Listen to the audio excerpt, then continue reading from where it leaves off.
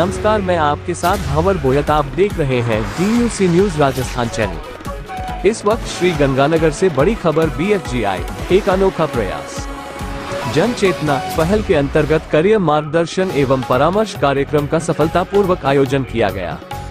विभिन्न क्षेत्रों के विशेषज्ञों ने छात्रों को विभिन्न करियर विकल्पों के बारे में बताया। Baba Farid group of institutions BFGI उत्तर भारत का एक प्रसिद्ध शैक्षणिक संस्थान है, जिसने गुणवत्तापूर्ण शिक्षा प्रदान करने के साथ साथ शिक्षा के क्षेत्र में अनूठी पहल की है। इस परंपरा को जारी रखते हुए जन चेतना पहल के तहत 12वीं कक्षा के छात्रों को करियर विकल्पों के बारे में जागरूक करने के लिए श्री गंगानगर के मुकेश ऑडिटोरियम में BFGI द्वारा एक करियर मार्गदर्शन और परामर्श कार्यक्रम आयोजित किया गया। कार्यक्रम में BFGI के campus director pro doctor MP Poonia, पूर्व उपाध्यक्ष AICTE नई दिल्ली मुख्य अतिथि के रूप में शामिल हुए। उनके साथ भारत सरकार के लोक निर्माण विभाग के पूर्व मुख्य इंजीनियर श्री सुशील कुमार पंडिता सम्मानित अतिथि के रूप में उपस्थित थे। इस कार्यक्रम में क्षेत्र के विभिन्न विद्यालयों से सैकड़ों छात्र छात्राओं ने अपने अभिभावकों एवं शिक्षकों के साथ उपस्थित होकर इस करियर मार्गदर्शन एवं परामर्श कार्यक्रम का भरपूर लाभ उठाया। इस अवसर पर आयोजित एक प्रेस वार्ता के दौरान डॉक्टर पुनिया ने कहा कि यदि कोई छात्र माता पिता के दबाव में या किसी अन्य छात्र और रिश्तेदार के कहने पर अपना करियर चुनता है, तो वो छात्र चुने हुए क्षेत्र में सफल नहीं हो पाता है। इसलिए प्रत्येक छात्र के लिए इस स्तर पर करियर मार्गदर्शन और परामर्श बहुत आवश्यक और महत्वपूर्ण है। इस कार्यक्रम के दौरान विभिन्न क्षेत्रों के विशेषज्ञों ने छात्रों के साथ अपने अनुभव और विशेषज्ञता साझा की और उन्हें करियर संबंधी सलाह दी। इसके साथ ही छात्रों ने व्यक्तिगत परामर्श सत्र के दौरान विभिन्न क्षेत्रों के विशेषज्ञों से प्रश्न पूछकर अपनी शंकाओं को दूर किया।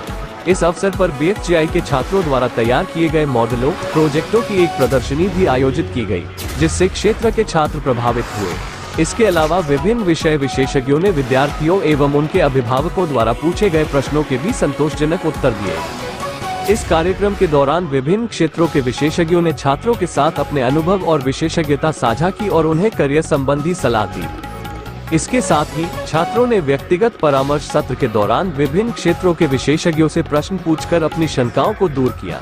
इस अवसर पर BFGI के छात्रों द्वारा तैयार किए गए मॉडलों प्रोजेक्टों की एक प्रदर्शनी भी आयोजित की गई, जिससे क्षेत्र के छात्र प्रभावित हुए। इसके अलावा विभिन्न विषय विशेषज्ञों ने विद्यार्थियों एवं उनके अभिभावकों द्वारा पूछे गए प्रश्नों के भी संतोषजनक उत्तर दिए। खबरों के अंत में आप सभी से निवेदन, ताज़ा खबरों के लिए आप हमारे DUC न्यूज राजस्थान चैनल को सब्सक्राइब, लाइक, शेयर, कमेंट जरूर करें। मिलते हैं जल्द एक नई अपडेट के साथ। धन्यवाद।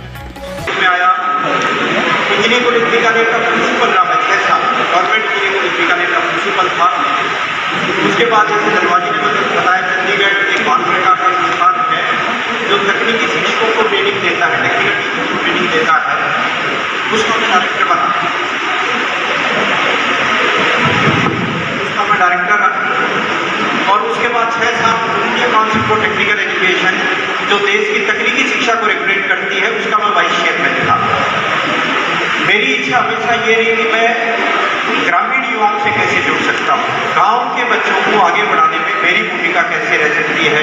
बड़े बड़े पद रहे देश में, जो भी मैं कर पाता तो मेरी ऊर्जा थी, उसके हिसाब से काम किया। लेकिन अब मेरे लिए बहुत बड़ा प्लेटफॉर्म है और विशेष रूप से शिक्षा जो है, ऊपर वाली शिक्षा, स्कूल शिक्षा हमारे देश की काफ़ी आगे बढ़ी है। पिछले सालों का अगर देखें तो करीब स्टेट्स में 90% 95% एनरोलमेंट स्कूल का रहा है। लेकिन जो हायर एजुकेशन है, 12वीं के बाद की जो शिक्षा है, वो हमारे देश की कमज़ोर है, काफ़ी कमज़ोर है।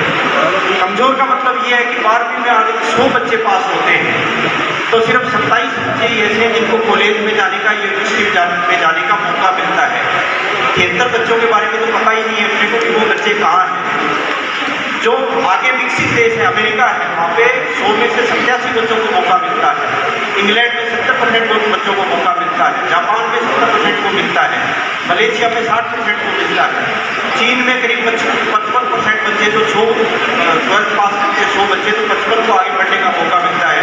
हमारे देश में 27 बच्चे ही हैं। उसका शायद एक कारण मेरे को ये लगता है कि जागृति कम है। हमें उस शिक्षा के बारे में, आपकी करीब 7.5 लाख गाँव है देश के अंदर, 70% पॉपुलेशन हमारी गाँव में है। गाँव तक हम शिक्षा का प्रसार उस गति से नहीं कर पाए जिस तरह सरकार ने ने स्कूलों का विकास किया या स्कूल घर घर स्कूली शिक्षा जो घर घर तक पहुँचाई, वैसे उस शिक्षा को हम गाँव तक नहीं पहुँचा पाए हैं। जब तक बच्चे को ज्ञान नहीं होगा, जब तक बच्चे के इंटरेस्ट का पता नहीं होगा, जब तक बच्चे को ये पता नहीं होगा कौन शिक्षा लेके कहाँ पे जाऊँगा, जब तक रास्ते जो है उसको पता नहीं होंगे, तब तक वो शिक्षा में नहीं आएगा। अगर आ भी गया तो अच्छा नहीं कर पाएगा। आज के दिन करीब 4 करोड़ बच्चे हमारे देश में उच्च शिक्षा में पढ़ते हैं। 4, वैसे तो बहुत बड़ा, अपने यहाँ पे 1100 यूनिवर्सिटीज हैं, 50,000 कॉलेजेज हैं, जैसे बाबा फरीद 50,000 कॉलेज देश के अंदर है, लेकिन बच्चे अकोमोडेट कर पाते हैं 27%। तो 4 करोड़ में वो 27% बच्चे ही हैं। और सबसे बड़ी दिक्कत ये आती है कि काफ़ी बड़ी संख्या में बच्चे हमारे एडमिशन लेने के बाद ड्रॉप आउट होते हैं। करीब 30% बच्चे जो हैं, अगर 100 बच्चों ने एडमिशन ले लिया तो 30% बच्चे ड्रॉप आउट होते हैं हमारे, या फेल होते हैं, या शायद फीस भी नहीं दे पाते, या हम टीचर्स जो पढ़ाते हैं हम इंटरेस्ट भी क्रिएट नहीं कर पाते क्लासों में, उसकी वजह से इंटरेस्ट नहीं होता, वो छोड़ के चले जाते हैं। इसका एक कारण ये भी इंटरेस्ट का अपने पता ही जाना क्या चाहता है। अपने यहाँ भीड़ ये, अगर पड़ोसी के बच्चे का इंजीनियरिंग में एडमिशन हुआ है तो मेरे बच्चे का भी होना चाहिए। अपन पड़ोसी के साथ कंपटीशन करते हैं और बच्चे से कभी ये नहीं पूछते कि मेरे बेटे का या मेरी बेटी का उस इंजीनियरिंग में या मेडिकल में इंटरेस्ट भी है या नहीं है। अपन उनको धकेल देते हैं और धकेला हुआ बच्चा जो है वो इसी तरह से ही याद करेगा, उसी तरह से ड्रॉप आउट होगा, उसी तरह से फेल होगा। तो आज के जागरण का एक हमारा उद्देश्य ये भी है कि जो हमारे स्कूल से निकलने वाले बच्चे छोटे सिस्टम से निकल रहे हैं, छोटे गाँव से निकल रहे हैं और बड़ी जगह जाना है, उनको कॉलेज में बड़ी जगह जाना है, तो हम उसके इंटरेस्ट का भी पता कर पाएँ कि वो बच्चा किस फील्ड के अंदर ज़्यादा अच्छा काम कर सकता है। तो हमने एक सॉफ्टवेयर है हमारे पास, एक कंप्यूटर का सॉफ्टवेयर बना हुआ है। उस सॉफ्टवेयर के ऊपर बच्चों की फ्री में टेस्टिंग भी होगी, उससे ये पता चलेगा कि ये मैनेजमेंट के लायक है क्या बच्चा, या एग्रीकल्चर के फील्ड में अच्छा कर सकता है, या आपका जो साइंसेज में जा सकता है, या आर्ट्स में जाके देश का IAS भी बन सकता है क्या। ये काफ़ी इंटरेस्ट के एरिया बच्चे को बताएंगे और फिर पेरेंट्स को बताएंगे कि आपका बच्चा इस काम का है, इस दिशा में अगर आप हमारे पास भेजते हैं देश में, और जरूरी बाबा फ्री में भेजते हैं, देश के अंदर तो 50,000 कॉलेज हैं, हमारे पड़ोस में भी कॉलेज है, पंजाब भेजना कोई जरूरी नहीं है। लेकिन अगर पंजाब के कॉलेज का नाम और अच्छा लगता हो, शिक्षक वहाँ पे अच्छे लगते हो, वहाँ की बिल्डिंगें, इंफ्रास्ट्रक्चर, कंप्यूटर, लाइब्रेरी, वहाँ का वातावरण, वहाँ का अनुशासन अगर अच्छा लगता है तो बठिंडा भी दूर नहीं है, 200-125 किलोमीटर 2 घंटे में जा सकते हैं। तो शिक्षा तो जहाँ पे भी मिल सकती हो अच्छी, उसमें अपने बच्चों को भेजना चाहिए। काफ़ी आप लोगों ने स्कॉलरशिप की माफी कर रखी है, बैंक भी आप लोन दे रहे हैं, तो बच्चा इस वजह से नहीं रुके कि उसका इंटरेस्ट भी हो लेकिन पैसे की कमी से नहीं रुके। तो आप बैंक भी लोन दे रहा है, संस्थानें भी काफ़ी स्कीमें उनकी है। तो आप लोगों से हमारा रिक्वेस्ट यही है कि उच्च शिक्षा के अंदर बच्चों का इंटरेस्ट जानने के बाद उसका हुनर, उसके हाथ से काम करने की क्षमताएं, उसके दिमाग से सोचने की क्षमताएं, वो दिल उसका समाज के प्रति कैसे जो है अच्छा एटीट्यूड उसका कैसे हो सकता है, जिन संस्थानों में ये चीज़ें मिलती हैं बच्चों को उसी दिशा में लेके जाएं। तो हमारा सबसे बड़ा माध्यम जन चेतना को आगे बढ़ाने का आप लोग हैं।